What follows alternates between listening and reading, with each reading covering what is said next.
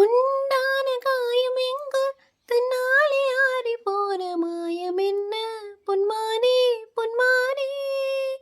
எந்த காயமான போதும் என் மேனி தாங்கிக் கொள்ளும் உந்தன் மேனி தாங்காது சிந்தேனே.